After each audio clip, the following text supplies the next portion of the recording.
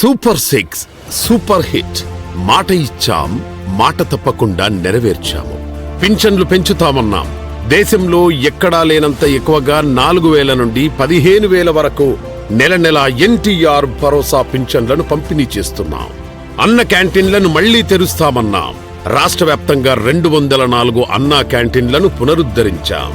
మహిళలకు ఏడాదికి 3 వంట గ్యాస్ సిలిండర్లను ఉచితంగా ఇస్తామన్నాం. దీపం 2.0 పథకంతో మాట నిలబెట్టుకున్నాం.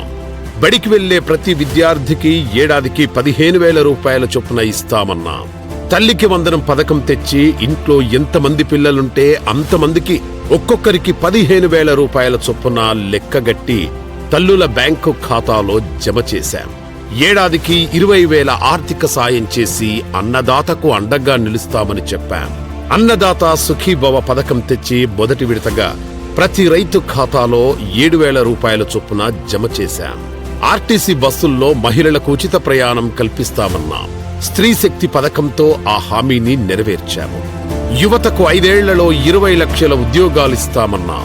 15 నెలల కాలంలో 10 లక్షల కోట్లకు పైగా పెట్టుబడులకు ఒప్పందాలను కుదుర్చుకొని సుమారు 8 లక్షల పారిశ్రామిక ఉద్యోగాలకు బాటలు వేశాం. అంతేకాకుండా మెగా డిఎస్సి హామీని నెరవేర్చి 16,347 మందికి ఉపాధ్యాయ పోస్టులిచ్చాం.